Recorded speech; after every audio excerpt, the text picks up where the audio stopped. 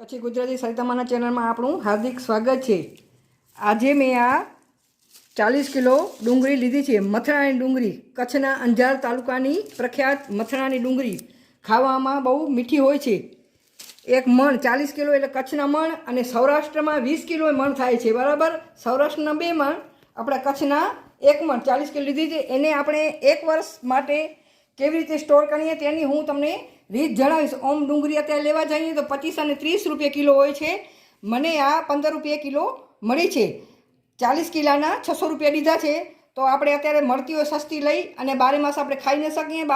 પછી વરસાદમાં એના ભાવ બહુ જ ઉચકાય છે ને ડુંગળી તો સ્વાસ્થ્ય માટે બહુ જ જરૂરી છે।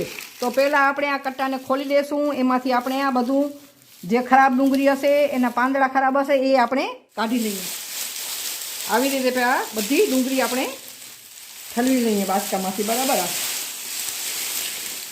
હવે એમાંથી આપણે બધી સાફ કરીને રાખીએ, જેથી 1 વર્ષ સુધી આપણે બરાબર એને વ્યવસ્થિત ખાઈ શકીએ અને ઉપયોગ કરી શકીએ। આવી ડુંગળી ખરાબ હોય એ આપણે અલગ જ રાખીએ, એ આમાં મિક્સ નહીં કરવાની, બરાબર। એ બહાર કાઢી નાખવાની ને ઉપરથી આ પાંદડા હોય એ કાઢીને આમ રાખવાના અલગ ઉપર આમ વ્યવસ્થિત આવી રીતે આપણે આમ ચોખ્ખી કરી લઈએ, અલગ તારવી લઈએ બધી એમ।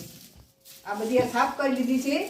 જો આવી ડુંગળી સાવ છાલ નીકળી ગઈ હોય ને ઉપર આમ ચામડી જેવું એની વધારે દેખાતી હોય, એ આમાં સાચવવામાં એ રાખવાની, એ તાત્કાલિક આપણે એનો ઉપયોગ કરી નાખવાનો। ને આ 2 મોઢાવાળી હોય એ પણ સાચવવા માટે એ બહાર અલગ કાઢી નાખીને એનો ઉપયોગ કરી નાખવાનો। આવી દાંઠલાવાળી હોય એ પણ સાચવવા માટે નહીં રાખવાની, કે માનો બગડવાનો ચાન્સ વધારે રહે, એટલે આપણે તાત્કાલિક ઉપયોગ એનો કરી લેવાનો। આ બધી ડુંગળીનો તાત્કાલિક ઉપયોગ એટલી નીકળી, સાવ ખરાબ તો 1-2 જ નીકળી જાય, પણ અત્યારે આનો આપણે ઉપયોગ કરી શકીએ। અને આ એના પાંદડા કચરો આ બધું આ નીકળ્યો છે। હવે આપણે એને કેવી રીતે સાચવવું એની તમને હું જણાવું। હવે આવી રીતે બાસ્કેટ હોય એમાં આપણે આ પહેલાં આમ કપડું રાખવાનું, બરાબર। આવી રીતે આમ કપડું રાખી દેવાનું, કોટનનું કાપડ રાખવાનું, બરાબર। આવી રીતે આમ રાખી દેવાનું। એના ઉપર આપણે આ છાપું રાખવાનું, આ પેપર રાખીએ તો એનું આ ભેજ હોય ને એ બધું ચૂસી દે ને અંદર આ ડુંગળી આમ ભરી રાખવાની, આમ આવી રીતે ભરી લેવાની, બરાબર। આવી રીતે ભરી લેવાની। કાચી ડુંગળી ખાવી સ્વાસ્થ્ય માટે ખૂબ ફાયદાકારક છે। તે બ્લડ પ્રેશરને અને ડાયાબિટીસને નિયંત્રણ કરવામાં, પાચન સુધારવામાં, રોગ પ્રતિકાર શક્તિ વધારવામાં, હૃદયને સ્વસ્થ રાખવામાં મદદ કરે છે। ઉનાળામાં ડુંગળી લૂથી બચાવે છે, એટલે કાચી ડુંગળી ઉનાળામાં ખાવી જોઈએ। અત્યારે આજે જ બહુ જ લૂ હતી ને આજે બહુ જ ગરમી હતી, એટલે કાચી ડુંગળી તો આપણને ખાવી જોઈએ। અમે તો 12 માસ ડુંગળી ખાઈએ છીએ। ખાવાનું ભાણું હોય અને ડુંગળી ન હોય તો અમને એમ થાય કે આજે ખાધું જ નથી। ડુંગળી તો પહેલાં જોઈએ, એમ કચુંબર તો ખાવું જોઈએ। ડુંગળી શરીરને ઠંડક આપે છે અને તેમાં રહેલા એન્ટીઓક્સિડન્ટ કેન્સર અને હાડકાની સમસ્યાઓનો પણ રાહત આપી શકે છે। તો ડુંગળી આપણે જરૂરથી ખાવી જોઈએ। આવી રીતે આપણે સાચવી આપણે રાખી શકીએ અને તેને હવાની અવરજવર આવતી હોય ત્યાં રાખવું જોઈએ। બીજા મોટા કન્ટેનર એમાં પણ આવી રીતે આપણે ભરી શકીએ છીએ।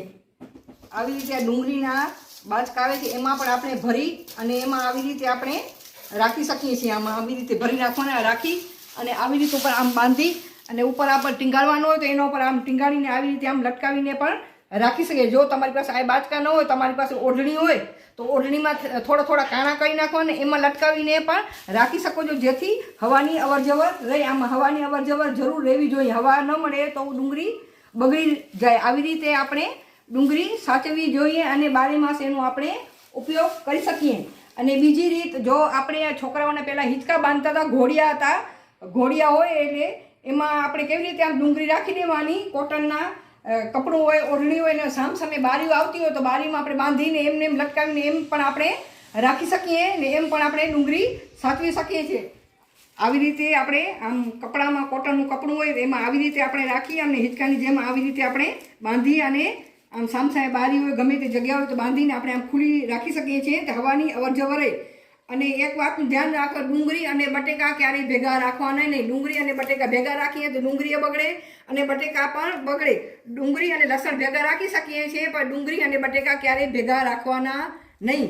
આ છે મારી ડુંગળી સાચવવાની રીત। તમને ગમે તો લાઈક કરજો, શેર કરજો, કોમેન્ટ કરજો અને મારા ચેનલને સબસ્ક્રાઈબ કરજો। આભાર।